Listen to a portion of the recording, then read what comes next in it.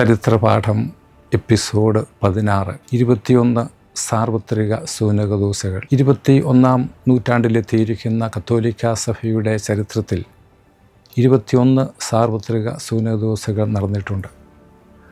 കത്തോലിക്ക സത്യവിശ്വാസം അഭംഗം സംരക്ഷിക്കുക എന്നുള്ളതായിരുന്നു ഇവയുടെ ലക്ഷ്യം. സഭയ്ക്ക് പലപ്പോഴും തെറ്റായ ചിന്താധാരകളെയും ആശയാദർശങ്ങളെയും പ്രസ്ഥാനങ്ങളെയും തെറ്റിദ്ധാരണകളെയും അഭിമുഖീകരിക്കേണ്ടതായി വന്നിട്ടുണ്ടെന്ന് സഭയുടെ കഴിഞ്ഞകാല ചരിത്രം നമ്മെ പഠിപ്പിക്കുന്നുണ്ട്. ഈ അവസരങ്ങളിലെല്ലാം കൗൺസിലുകളായിരുന്നു അവസാന വാക്ക്. കൗൺസിലുകളിലൂടെ, അവയിലെ പിതാക്കന്മാരിലൂടെ, അവയ്ക്ക് നേതൃത്വം നൽകിയ മാർപ്പാപ്പമാരിലൂടെ പരിശുദ്ധാരൂപിയാണ് സഭയെ നയിച്ചുകൊണ്ടിരുന്നത്.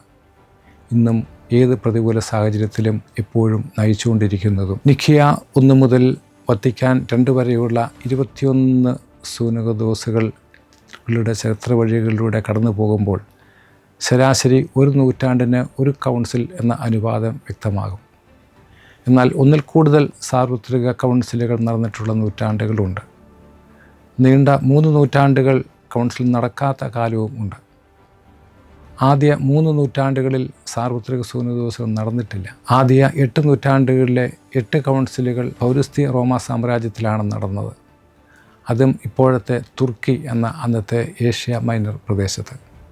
പിന്നീടുള്ള 13 റോമാ സാമ്രാജ്യത്തിലും ഇറ്റലി, ഫ്രാൻസ്, ജർമ്മനി എന്നീ 3 യൂറോപ്യൻ രാജ്യങ്ങളിൽ. 9 മുതൽ 12 വരെ കൗൺസിലുകൾ റോമിൽ നടന്നെങ്കിൽ 13, 14, 15 നൂറ്റാണ്ടുകളിൽ കത്തോലിക്കാ സഭയുടെ മൂത്ത പുത്രി എന്ന് വിളിക്കപ്പെടുന്ന ഫ്രാൻസിലാണ് നടന്നത്.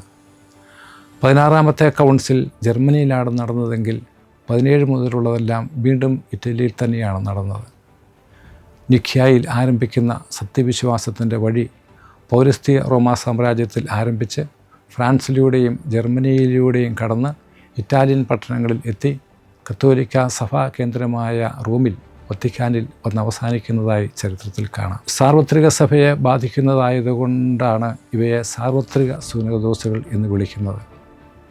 ഇവയെ സിനഡൽ കൗൺസിലുകൾ എന്നും ഇക്യുമെനിക്കൽ കൗൺസിലുകൾ എന്നും പറയാറുണ്ട്.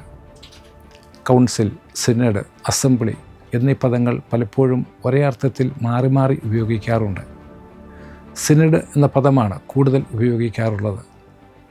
സഭയുടെ ആദ്യകാലം മുതൽ മെത്രാന്മാർ ഒന്നിച്ചു കൂടുന്നതിനെയാണ് സിനഡ് കൊണ്ട് ഉദ്ദേശിച്ചിരുന്നത്.